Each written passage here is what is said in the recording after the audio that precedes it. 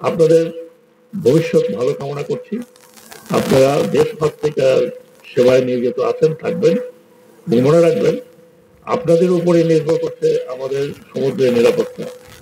হয়তো আজকে আমরা কোস্টাল নেভি হতে পারি, কিন্তু সেই দিন দূরে নয়, যদিও এখন আমরা ফোর্থ ডাইমেনশন বলতে পারি, কিন্তু তারপর সেদিন দূরে নয় যখন আমরা আমাদের ইজেট 200 নটিক্যাল মাইলের বাইরে যে নীল সমুদ্র আছে সেটাকে অত্যন্ত কঠিনভাবে গার্ড দিতে পারবো। আমাদের বর্তমান নেভি আঞ্চলিক এবং বিশ্বে অনেক বড় বড় দেশের সাথে এক্সারসাইজ করছেন, পোর্ট কল করছেন। যত পোর্ট কল করবেন ততই আমরা অভিজ্ঞতা অর্জন করবো। আপনাদের স্যাক্রিফাইস অতীত, বর্তমান এবং ভবিষ্যৎ বলবে আমাদের সমুদ্র সীমা কতখানি অক্ষত থাকবে।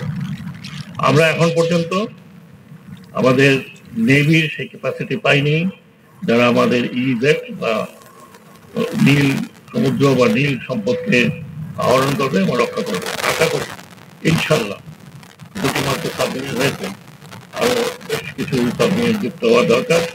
যদি হয় তাহলে নেভি আমাদের কার্যকর হবে। সেই জন্য আমি আশা করি আমাদের বর্তমান সরকার, অন্তর্বর্তীকালীন সরকার, যদিও অন্তর্বর্তীকালীন সরকারের সময় খুব কম, তারপরে আমরা একটা বুনিয়াদ রেখে যেতে পারবো। আপনারা জানেন যে দক্ষিণাঞ্চলে আমি যেখানে দাঁড়িয়ে আছি এটা পায়রা বন্দরের একটা অংশ। এই পায়রা বন্দরটি দক্ষিণাঞ্চল, দক্ষিণ পশ্চিমাঞ্চলের জন্য অত্যন্ত গুরুত্বপূর্ণ একটি স্থাপনা।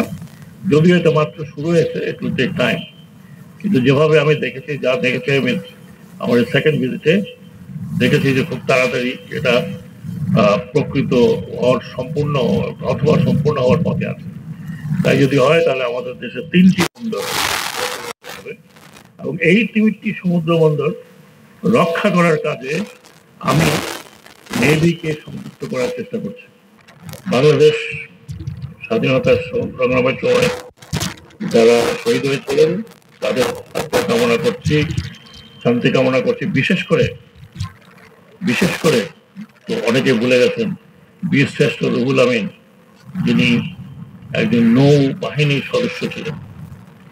আমি আশা করি আমাদের নবীন নাবিকরা তার সেই স্মৃতি ভুলবেন না। আমাদের এই দেশটি গঠনে অনেকের আত্মত্যাগ রয়েছে। যারা আত্মত্যাগ করেছেন আমাদের আগের বা আপনাদের আগের পূর্বপুরুষ, তাদেরকে ধন্যবাদ জানাচ্ছি।